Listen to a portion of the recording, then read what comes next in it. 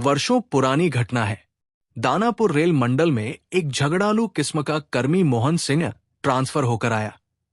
उसका तबादला करवाया गया था। वो जहां नियुक्त था वहां सबसे लड़ता झगड़ता रहता था। उसके सहकर्मी और अधिकारी उससे आजिज आ चुके थे।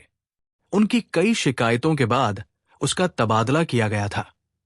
दानापुर रेल मंडल के अधिकारियों और कर्मियों को उसके बारे में जानकारी मिल चुकी थी। मोहन सिंह ज्वाइन करने के बाद तुरंत क्वार्टर की मांग करने लगा। कोई क्वार्टर खाली था नहीं। एक क्वार्टर था जो भुतहा माना जाता था, इसलिए कई वर्षों से बंद पड़ा था। रेल मंडल के अधिकारियों ने उसे वही क्वार्टर आवंटित कर दिया। वो बेहिचक उसमें प्रवेश कर गया। उसकी सफाई कराई, रंग-रोगन कराया, फिर आराम से अकेला रहने चला आया। पहले ही दिन रात को लकड़ी के चूल्हे पर खाना बनाने बैठा तो उसके आसपास कुछ पत्थर गिरे। वो चौंका, लेकिन कहीं कुछ दिखाई नहीं पड़ा। वो अपना काम करता रहा। थोड़ी देर बाद फिर कुछ लकड़ी वगैरह गिरी। एक हड्डी भी गिरी। उसे गुस्सा आया।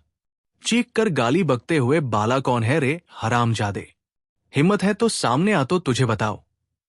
तभी ऊपर से एक आदमी का कटा हुआ पांव गिरा। मोहन ने उसे पकड़ा और चूल्हे में झोंक दिया।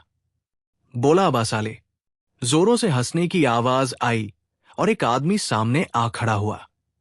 उसने कहा, वाह बहादुर, तुम बिल्कुल नहीं डरे। लोग तो मेरी आहट से ही काम जाते हैं। मोहन, क्या चाहते हो? किस लिए ये सब कर रहे थे? व्यक्ति, मुझे तुमसे बहुत जरूरी काम कराना है। तुम हिम्मती हो, इसलिए मुझे विश्वास है कि तुम कर सकते हो। मोहन, क्यों करूं तुम्हारा कोई काम?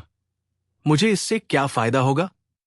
तुम मेरा काम करोगे तो मैं तुम्हारा एक काम कर दूंगा। तुम जो भी चाहो, साथ में कुछ इनाम भी दूंगा। क्या मेरा तबादला वापस पुरानी जगह करा सकते हो? बिल्कुल करा दूंगा, वादा करता हूं। तो फिर ठीक है, बोलो तुम्हारा क्या काम है? देखो, मैं एक प्रेत हूं। मेरा भाई भी प्रेत है। उसे एक तांत्रिक ने कैद कर लिया है। वो उसे एक घड़े में बंद कर कल श्मशान ले जाएगा और जमीन में गाड़कर भस्म कर देगा। फिर वो कभी आजाद नहीं हो सकेगा। तो मैं इसमें तुम्हारी क्या मदद कर सकता हूं? तुम अगर घड़ा को तोड़ दोगे तो वो आजाद हो जाएगा। ये काम तुम क्यों नहीं कर लेते? तांत्रिक के बंधन के कारण कोई प्रेत ये काम नहीं कर सकता। उसकी शक्ति काम नहीं करेगी। मनुष्य ये काम कर सकता है। इसीलिए मैं कोई साहसी आदमी ढूंढ रहा था। ठीक है, मैं ये कर दूंगा, लेकिन मेरा तबादला कब कराओगे? मेरा काम होने के एक हफ्ते के अंदर तुम्हारा काम हो जाएगा। तुम्हें दूर से पत्थर मारकर घड़ा फोड़ देना है। कब चलना है? आज से ठीक 3 दिन बाद। मैं रात के 1 बजे तुम्हें श्मशान के रास्ते में ले चलूंगा, जिधर से वो घड़ा लेकर गुजरेगा। ठीक है, मैं तैयार रहूंगा। तीसरे दिन रात के वक्त प्रेत नियत समय पर आया और मोहन को लेकर सुनसान इलाके में ले गया। थोड़ी देर बाद कुछ लोगों के आने की आहट मिली। मोहन ने देखा एक आदमी सिर पर घड़ा लिए जा रहा है। प्रेत ने इशारा किया। उसने जेब से पत्थर निकाला और निशाना लेकर जोर से घड़े पर दे मारा। निशाना सटीक बैठा। घड़ा फूट गया। जोरों के अट्टहास के साथ एक रोशनी सी उड़ती हुई हवा में विलीन हो गई। प्रेत ने खुश होकर मोहन से कहा, धन्यवाद, तुमने मेरे भाई को आजाद करा दिया। अब मैं तुरंत तुम्हारा काम कराऊंगा। तुम्हारे क्वार्टर में कोई भी आकर रहेगा, उसे तंग नहीं करूंगा। तुम जब याद करोगे तुम्हारे पास आ जाऊंगा।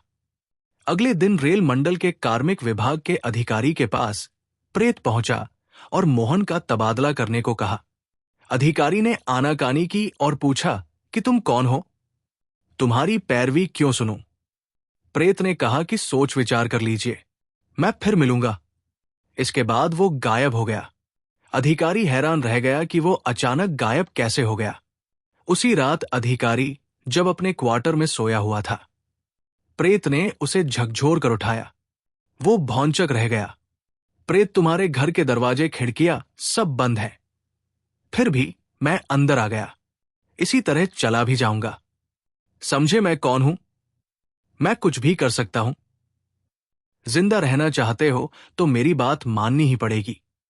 मरना चाहते हो तो कोई बात नहीं, मैं अंतिम वार्निंग दे रहा हूं।